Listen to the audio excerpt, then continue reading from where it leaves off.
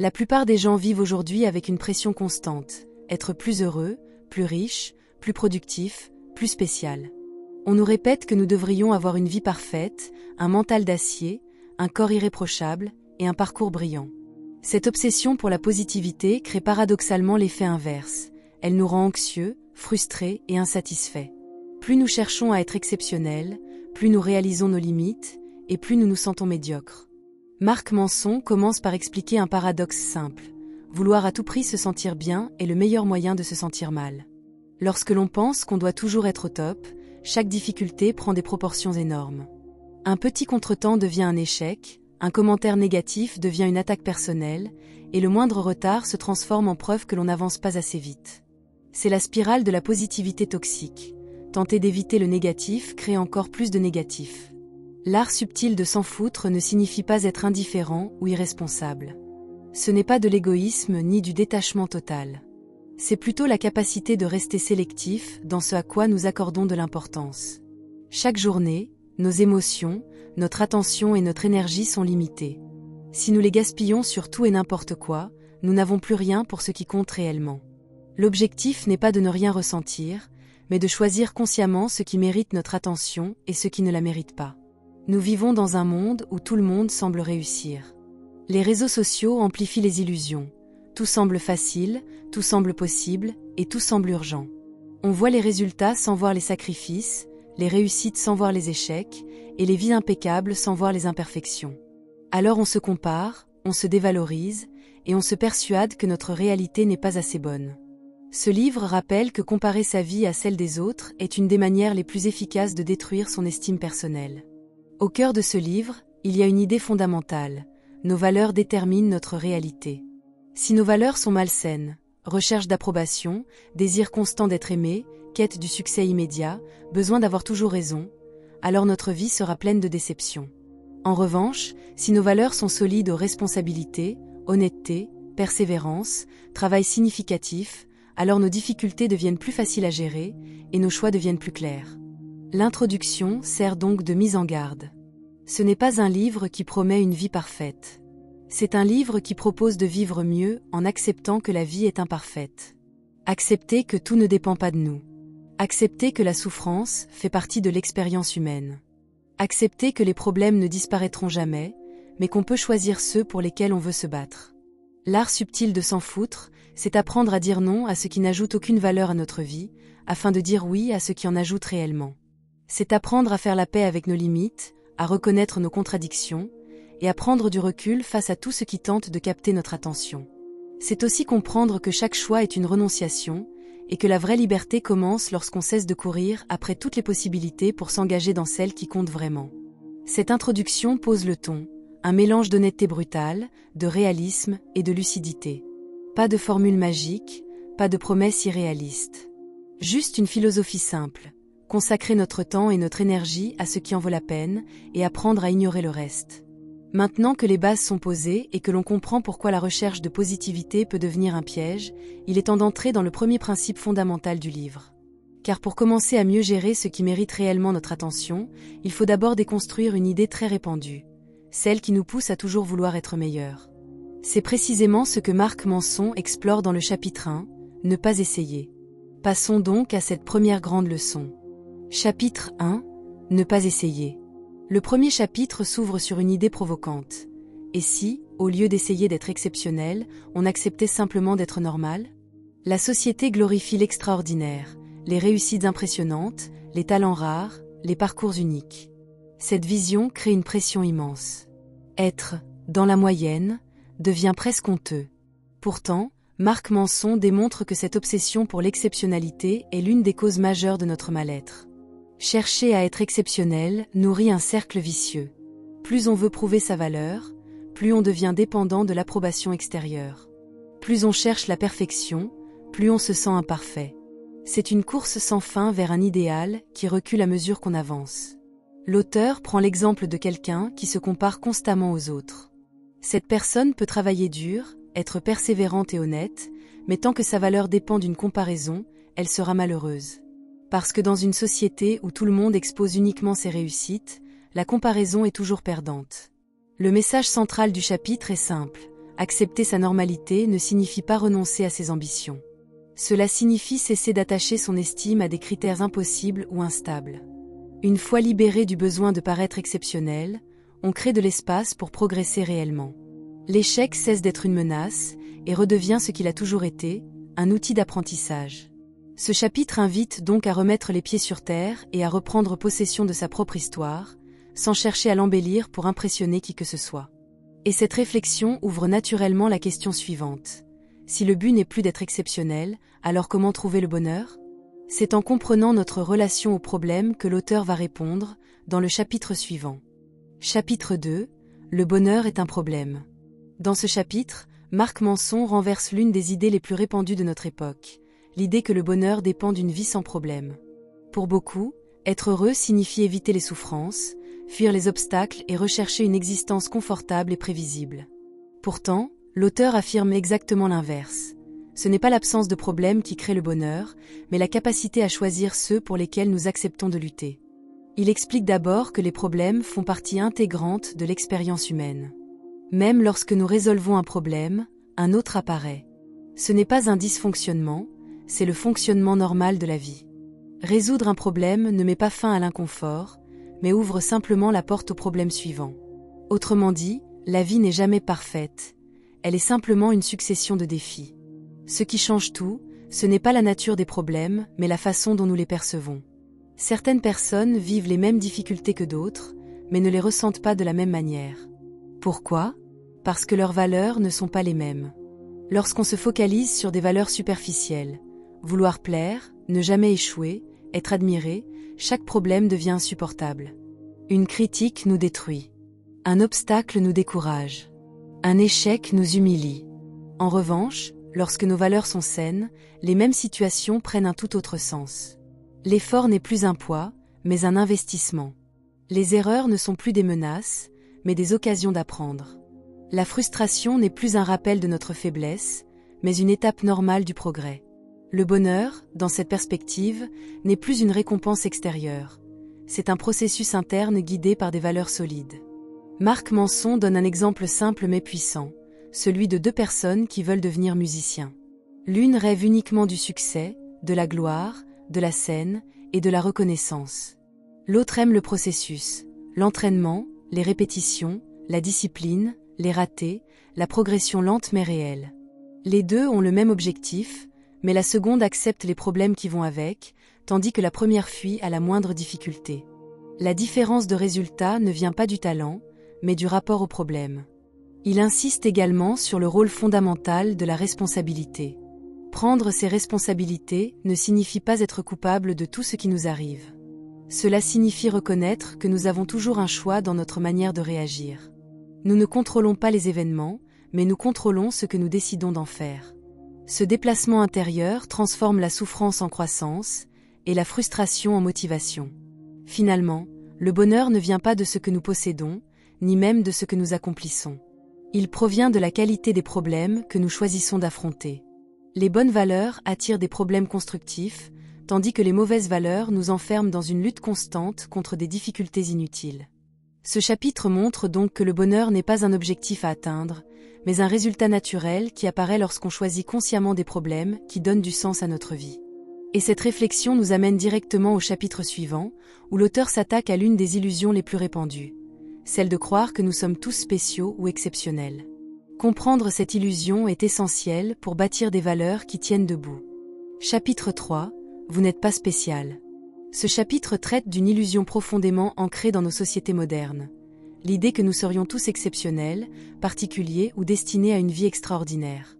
Marc Manson critique directement cette croyance en montrant qu'elle est l'une des sources les plus puissantes de frustration, de dépression et d'angoisse dans le monde contemporain. Pendant des décennies, la culture populaire à travers les médias, le développement personnel superficiel, l'éducation et les réseaux sociaux a martelé le même message. Tu es unique, tu es extraordinaire. Tu peux tout accomplir si tu le veux vraiment. Sur le papier, cela semble motivant. En réalité, c'est extrêmement destructeur. Pourquoi ? Parce que si tu grandis en croyant que tu es exceptionnel, tu vas considérer que le simple fait d'être normal est un échec. Tu vas penser que tu mérites une vie spéciale.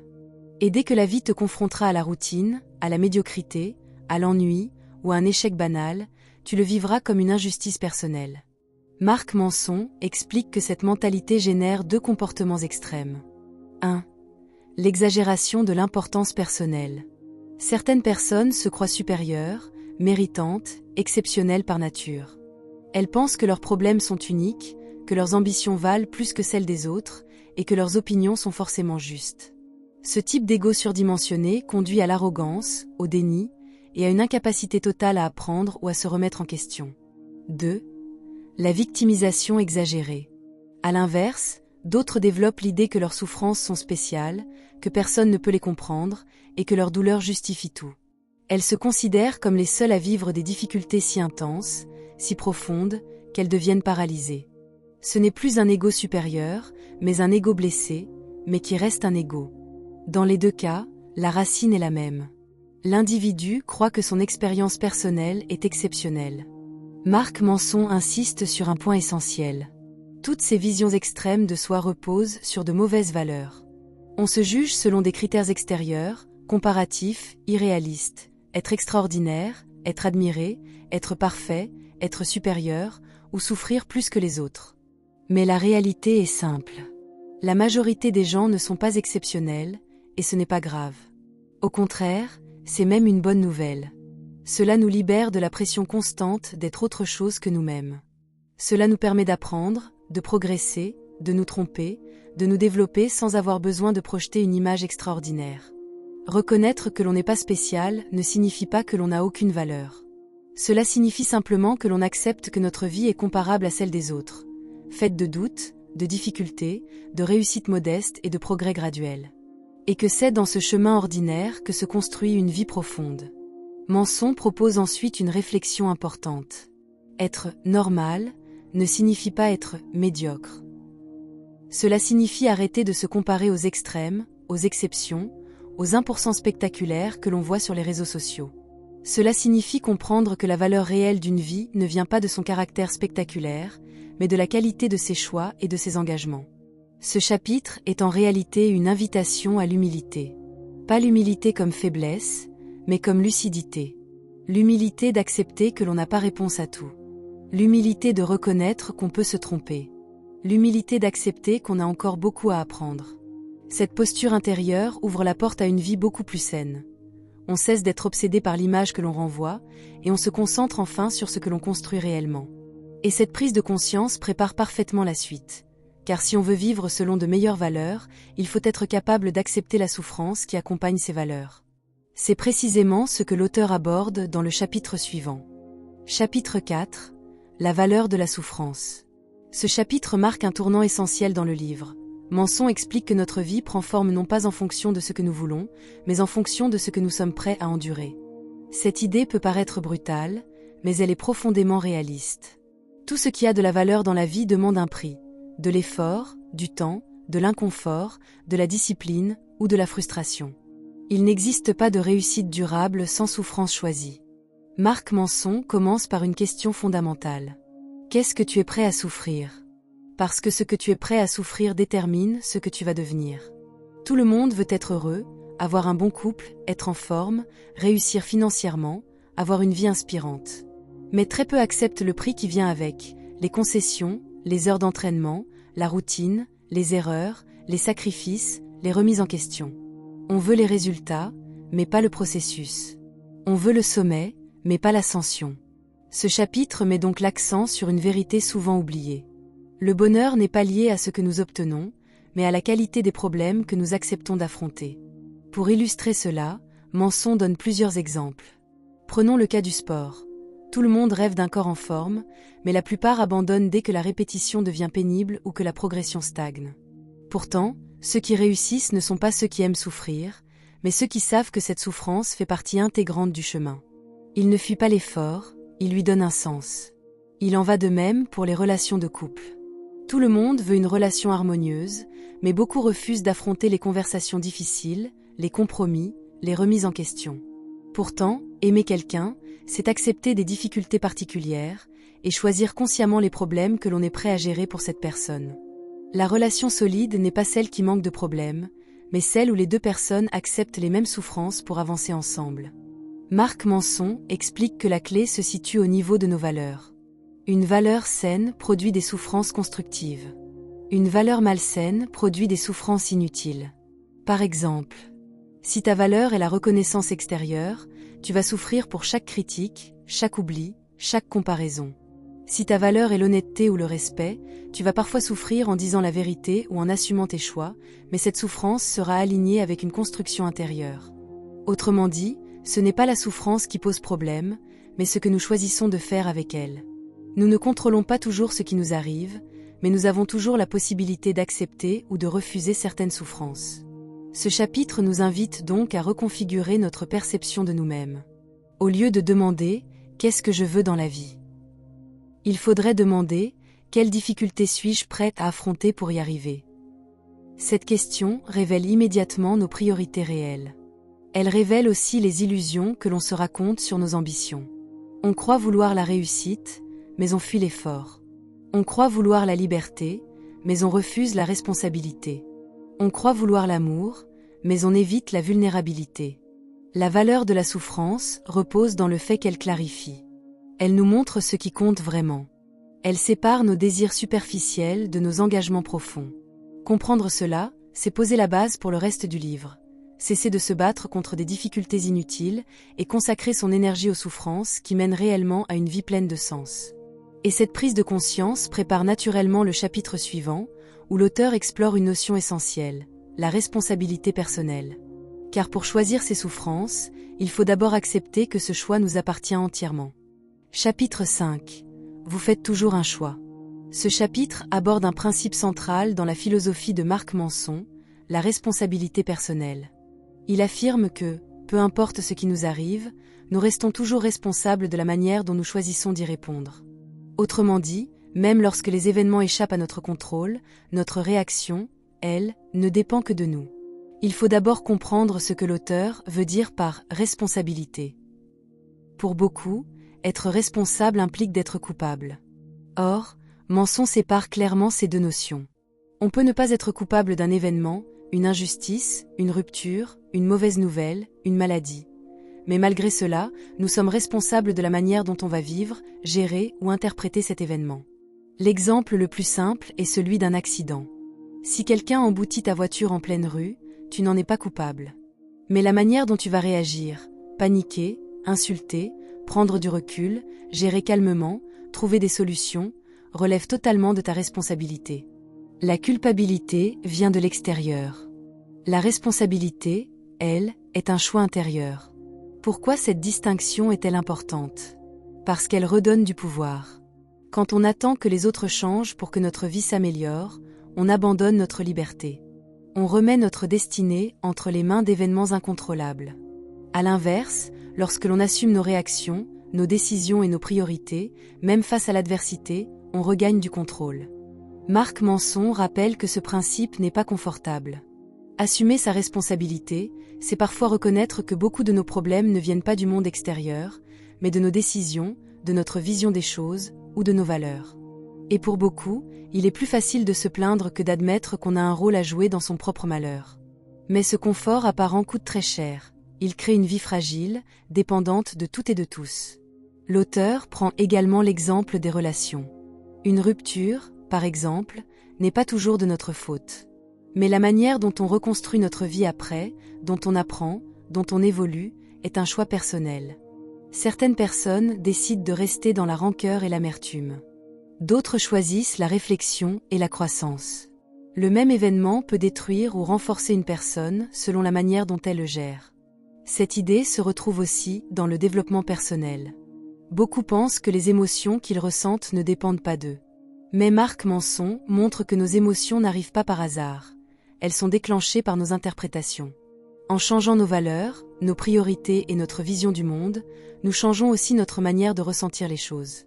Prendre ses responsabilités, c'est donc accepter de ne plus se cacher derrière les excuses, les circonstances ou les autres.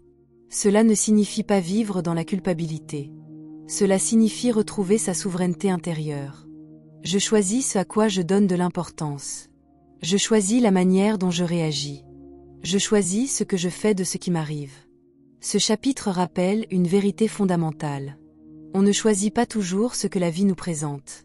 Mais on choisit toujours la signification qu'on décide d'y accorder. Et c'est cette capacité à donner du sens qui détermine notre pouvoir personnel. Et précisément, pour donner du sens à ce qui nous arrive, il faut être capable de reconnaître qu'on peut se tromper.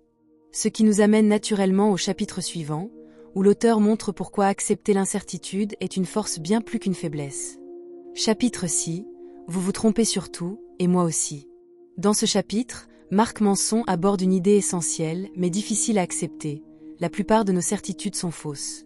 Pas seulement nos opinions, mais aussi nos croyances, nos souvenirs, nos interprétations et même notre vision de nous-mêmes. Ce n'est pas une attaque contre notre intelligence, mais un rappel fondamental. L'être humain est un système imparfait, biaisé et profondément limité. Aussi surprenant que cela puisse paraître, accepter cette réalité est l'une des clés d'une vie plus stable, plus lucide et plus apaisée. L'auteur commence par expliquer que le cerveau humain ne cherche pas la vérité, mais la cohérence. Il veut des réponses simples, rapides, rassurantes, même si elles sont fausses. C'est pourquoi nous construisons souvent des récits qui font du sens, même s'ils ne sont pas exacts. Nous comblons les zones d'ombre avec des suppositions. Nous interprétons les intentions des autres malgré un manque d'informations. Nous défendons nos avis comme des faits, même lorsqu'ils reposent sur presque rien. Cette rigidité mentale crée un double problème. Nous croyons avoir raison même lorsque nous avons tort. Nous refusons de changer d'avis même face à des preuves. Marc Manson explique que la croissance personnelle ne vient pas d'avoir raison, mais de reconnaître quand on se trompe. C'est en corrigeant nos erreurs que nous progressons. Une personne incapable d'accepter l'incertitude se condamne à répéter les mêmes schémas encore et encore, parce qu'elle ne remet jamais en question ses propres fondations. Pour illustrer cela, l'auteur prend plusieurs exemples très concrets. Il rappelle que nos souvenirs sont souvent déformés. Nous reconstituons le passé selon nos émotions du moment. Nos perceptions sont influencées par nos peurs, nos désirs, notre ego. Notre interprétation de ce qui se passe dans la tête des autres est presque toujours erronée. Et dans nos relations, beaucoup de conflits viennent simplement de cette conviction d'être absolument certain de comprendre la réalité. Accepter l'incertitude n'est donc pas un acte de faiblesse. C'est un acte de force. C'est accepter que nous sommes en apprentissage permanent. C'est comprendre que nos croyances d'aujourd'hui pourront être corrigées demain. C'est rester ouvert, flexible et capable d'évolution, là où d'autres restent enfermés dans des certitudes qui les limitent. Reconnaître que l'on peut se tromper permet également de réduire l'ego. On ne ressent plus le besoin d'avoir raison, de dominer ou d'imposer son point de vue. On développe une curiosité sincère envers ce que l'on ne comprend pas encore. On écoute vraiment. On apprend vraiment. On progresse vraiment. Mais surtout, accepter que nous sommes faillibles réduit énormément de souffrance émotionnelle. Lorsque l'on arrête de considérer nos pensées comme la vérité absolue, les critiques deviennent plus légères. Les contradictions deviennent des opportunités. Les erreurs deviennent simplement des étapes normales du processus humain. Ce chapitre affirme donc que la maturité ne se mesure pas à la quantité de choses que l'on sait, mais à la reconnaissance de tout ce que l'on ignore encore. La sagesse commence quand on se dit « Je peux me tromper », et c'est précisément pour cela que je peux évoluer. Et cette idée nous conduit naturellement vers un thème crucial. Si l'incertitude fait partie de la vie, alors il ne faut pas craindre l'échec. Car l'échec n'est rien d'autre qu'une manière d'apprendre ce que nous ignorions. C'est exactement ce que l'auteur développera dans le chapitre suivant. Chapitre 7. L'échec est la voie vers le progrès. Dans ce chapitre, Marc Manson s'attaque à une peur très répandue, la peur de l'échec. Il affirme que cette peur est l'un des principaux obstacles à la croissance personnelle et à la liberté intérieure. L'échec est souvent perçu comme une preuve d'incompétence, un signe de faiblesse ou une humiliation personnelle. Pourtant, l'auteur démontre que l'échec est non seulement inévitable, mais surtout indispensable pour progresser. Il démarre avec une vérité simple. Nous apprenons beaucoup plus en nous trompant qu'en réussissant. Lorsque nous réussissons, nous avons tendance à croire que tout est normal, logique, mérité. Nous ne remettons rien en question. Mais lorsqu'un échec survient, il nous oblige à examiner nos choix, à comprendre nos limites, à revoir nos actions et à ajuster notre stratégie. Autrement dit, la réussite nous confirme, l'échec nous transforme. Manson explique aussi que la peur de l'échec vient d'une illusion, celle de croire que les personnes qui réussissent ont évité les erreurs. En réalité, les individus qui accomplissent le plus dans la vie sont généralement ceux qui ont échoué plus souvent que les autres, simplement parce qu'ils ont essayé plus souvent. Chaque tentative ratée les a rapprochés d'une version améliorée d'eux-mêmes. L'auteur utilise un exemple inspirant. Les artistes, les entrepreneurs, les sportifs. Aucun d'entre eux n'a atteint un haut niveau sans une longue série d'essais manqués. Le musicien qui joue parfaitement aujourd'hui a commencé par des notes fausses. L'entrepreneur à succès a subi plusieurs échecs avant de trouver la bonne idée.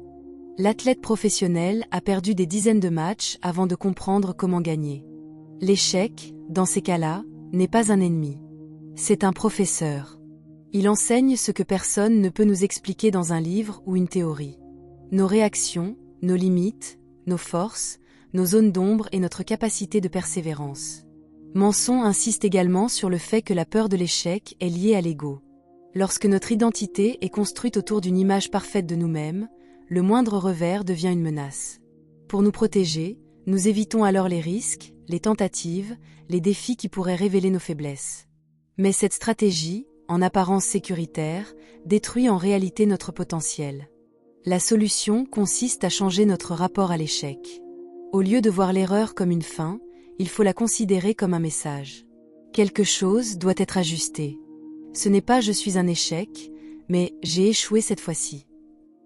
Et c'est cette nuance qui ouvre la porte au progrès. L'auteur rappelle que toutes les compétences, physiques, intellectuelles, sociales, se développent par une série de tentatives ratées. Parler en public, lancer un projet, apprendre une langue, bâtir une relation. Tout cela exige des erreurs, des maladresses, des moments inconfortables. C'est en acceptant ces moments que l'on devient compétent. Ce chapitre souligne finalement une vérité simple. Le courage ne consiste pas à éviter l'échec, mais à avancer malgré la possibilité d'échouer. Ce n'est pas la réussite qui fait grandir, mais la répétition de petites tentatives qui finissent par porter leurs fruits. Accepter l'échec, c'est donner à la vie la permission de nous enseigner quelque chose. Et cette réflexion mène naturellement au chapitre suivant, car pour avancer malgré l'échec, il faut apprendre à poser des limites claires. Dire non devient alors une compétence essentielle. Chapitre 8. L'importance de dire non. Ce chapitre met en lumière une compétence simple mais difficile à maîtriser, la capacité de dire non. Marc Manson explique que nos limites définissent notre identité. Ce que nous acceptons de laisser entrer dans notre vie détermine notre énergie, notre clarté et notre liberté. À l'inverse, ce que nous refusons protège notre équilibre. Apprendre à dire non, c'est donc apprendre à exister pleinement. L'auteur commence par un constat important. La majorité des problèmes émotionnels proviennent d'un manque de limites. Lorsque nous disons oui alors que nous voulons dire non, nous agissons contre notre propre intérêt. Nous sacrifions notre temps, notre énergie et parfois nos valeurs pour éviter un conflit, préserver l'image que les autres ont de nous, ou satisfaire un désir d'approbation. Ce mécanisme crée une vie fragmentée. On essaie de plaire à tout le monde, mais on finit par se perdre soi-même. On dit oui pour éviter la culpabilité, mais on se retrouve avec une frustration encore plus grande. À long terme, cela génère des relations déséquilibrées, du ressentiment et un sentiment d'injustice personnelle. Manson rappelle que dire non n'est pas un acte de rejet. C'est un acte de clarté. Cela signifie choisir ce qui a du sens pour nous, et écarter ce qui n'en a pas. Chaque non protège un oui plus important. Dire non à une obligation inutile, c'est dire oui à son repos, à sa paix, à son projet ou à sa dignité. L'auteur aborde ensuite le rôle des limites dans les relations humaines. Les relations saines ne reposent pas sur l'absence de conflit, mais sur la capacité à exprimer clairement ce qui est acceptable et ce qui ne l'est pas. Des limites posées avec respect empêchent la manipulation, évitent les malentendus et renforcent la confiance. À l'inverse, l'absence de limites crée un terrain fertile pour les abus, les incompréhensions et les relations toxiques. Marc Manson insiste sur le fait que dire non exige du courage. Cela peut provoquer des réactions négatives, décevoir des personnes, ou révéler des attentes que nous n'avions pas perçues. Mais ces inconforts temporaires sont bien moins coûteux qu'une vie vécue dans la surcharge, le stress et la frustration. Dire non, c'est accepter que tout le monde ne sera pas satisfait de nous, et que c'est parfaitement normal. L'auteur explique aussi que chaque choix implique un renoncement. Dire oui à tout revient à ne rien choisir vraiment. C'est une existence passive, où les autres définissent notre direction. Dire non, au contraire, signifie prendre en main ses priorités. Cela transforme une vie subie en une vie construite. Enfin, Marc Manson rappelle que nos limites ne sont pas seulement sociales, mais aussi personnelle. Savoir quand s'arrêter, quand se reposer, quand se retirer d'une situation, ou quand refuser une tentation destructrice fait partie intégrante du respect de soi. Nos noms façonnent notre identité autant que nos oui. Ce chapitre invite à un repositionnement intérieur, accepter que la liberté n'est pas dans l'accumulation, mais dans la sélection. Ce que nous refusons protège ce que nous choisissons. Et cette réflexion ouvre directement la porte au dernier chapitre conceptuel du livre, la mort. Car comprendre nos limites nous pousse naturellement à réfléchir aux limites ultimes, celles du temps et de l'existence. Chapitre 9, et vous mourrez aussi. Ce chapitre est le plus existentiel du livre. Marc Manson y aborde une vérité que nous passons notre vie à éviter. Nous allons mourir. Non pas pour nous effrayer, mais pour nous rappeler que la conscience de notre finitude peut transformer radicalement notre manière de vivre, de choisir et de donner du sens à notre existence. L'auteur commence par expliquer que la plupart de nos angoisses, nos obsessions et nos comportements destructeurs viennent d'une seule source, la peur de la mort. Cette peur est souvent inconsciente. Elle se cache derrière notre besoin de reconnaissance, notre quête de succès, notre désir de laisser une trace, ou notre refus de l'échec. Nous nous accrochons à ce qui nous donne l'illusion de durer plus longtemps que notre propre vie. Marc Manson évoque ensuite les réactions typiques face à cette vérité. Certaines personnes choisissent le déni. Elles vivent comme si la mort n'existait pas, en évitant toute réflexion profonde, en se réfugiant dans la distraction permanente. D'autres adoptent une posture cynique. Elles considèrent que tout est futile, que rien n'a de sens, et que la vie n'est qu'une succession d'événements sans importance. Une troisième catégorie cherche à se rendre immortelle à travers des accomplissements démesurés, des exploits ou une obsession de laisser une trace. Mais selon Manson, aucune de ces approches ne mène à la paix intérieure. La seule voie saine consiste à accepter pleinement la finitude de notre vie. Cette acceptation ne nous affaiblit pas, elle nous recentre. Elle nous pousse à faire des choix plus lucides, plus alignés avec nos valeurs profondes. Elle élimine le superflu. En se confrontant à l'idée de la mort, on réalise à quel point nos préoccupations quotidiennes sont souvent insignifiantes. Les comparaisons sociales, les jugements, les attentes extérieures perdent de leur pouvoir. Ce qui prend de l'importance, ce sont les relations authentiques, la contribution, le sens personnel et la qualité de notre expérience intérieure. L'auteur raconte aussi plusieurs anecdotes, notamment celles de personnes ayant frôlé la mort. Ces personnes décrivent souvent le même phénomène, une transformation immédiate de leurs priorités. Elles ne sont plus attachées au regard des autres. Elles se libèrent des quêtes superficielles. Elles se concentrent sur l'essentiel, aimer, créer, contribuer, vivre pleinement, sans masque. Marc Manson explique que cette conscience de la mort peut devenir un guide puissant. Non pas pour vivre dans la peur, mais pour vivre avec intention. Chaque choix devient plus important. Chaque moment prend une nouvelle profondeur. Le temps cesse d'être quelque chose que l'on consomme, pour devenir quelque chose que l'on honore. Le message central du chapitre est simple. La mort donne un sens à la vie. Sans fin, il n'y aurait pas de priorité. Sans limite, il n'y aurait pas de motivation. Sans fragilité, il n'y aurait pas d'intensité. En acceptant la mort, nous acceptons aussi la responsabilité de choisir comment vivre. Et c'est précisément ce qui prépare la conclusion du livre. Un rappel final de tout ce que cette philosophie peut changer dans notre quotidien, une synthèse claire et directe des principes essentiels à retenir. Conclusion, synthèse finale. Marc Manson clôt son livre en revenant à l'essentiel. L'art subtil de s'en foutre n'est pas un rejet du monde, mais un choix conscient de ce qui mérite réellement notre attention. Tout au long du livre, il démontre que la vie n'est pas un concours, ni une performance permanente. C'est une expérience faite de limites, de responsabilités, d'incertitudes et de valeurs. Ce n'est pas en cherchant à éviter la souffrance que l'on vit mieux, mais en choisissant la souffrance qui a du sens. La logique du livre repose sur une idée simple. Chaque personne dispose d'un capital limité d'énergie, de temps et d'attention. Lorsque nous distribuons ce capital sans discernement, nous nous épuisons dans des combats inutiles. Lorsque nous le dirigeons vers ce qui compte vraiment, nous transformons notre existence. Tout ce que Marc Manson développe converge vers quelques principes clés. D'abord, il faut accepter notre humanité. Nous ne sommes pas exceptionnels. Nos vies ressemblent davantage à une série d'erreurs corrigées qu'à une ligne droite vers le succès. Accepter cela n'est pas un échec, c'est un soulagement. C'est la fin de la comparaison constante et la naissance d'une authenticité nouvelle. Ensuite, il faut comprendre que le bonheur n'est pas un objectif externe, mais un processus interne. Il dépend de la qualité des problèmes que nous choisissons d'affronter.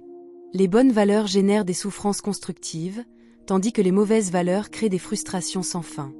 La question la plus importante n'est donc pas qu'est-ce que je veux, mais à quelles difficultés suis-je prêt à faire face. Le livre rappelle aussi que la responsabilité personnelle est la clé de toute transformation durable. Nous ne contrôlons pas tout ce qui nous arrive, mais nous contrôlons toujours la manière dont nous réagissons. Ce principe redonne un pouvoir immense, celui de choisir le sens des événements, de redéfinir nos priorités et de reprendre en main notre vie. Manson insiste également sur la valeur de l'incertitude. Se libérer de la nécessité d'avoir toujours raison, c'est ouvrir la porte à la croissance et à la sagesse. À l'inverse, vouloir tout maîtriser enferme dans la rigidité et l'illusion. Enfin, le livre se termine avec la réflexion la plus universelle, la conscience de la mort. Ce rappel brutal n'a pas vocation à nous effrayer, mais à nous recentrer. Quand on accepte que le temps est limité, on cesse de le gaspiller dans la peur, la comparaison ou la surenchère. On choisit plus consciemment ses relations, ses projets, ses combats et ses valeurs. L'art subtil de s'en foutre n'est donc pas une philosophie de détachement, mais une philosophie de sélection. En cessant de tout vouloir, on commence enfin à vivre ce qui est essentiel. En renonçant à l'illusion d'être exceptionnel, on découvre la liberté d'être soi-même. En acceptant nos limites, on concentre notre énergie là où elle peut réellement faire une différence. La véritable maîtrise n'est pas de contrôler la vie, mais de choisir ce qui mérite notre contrôle.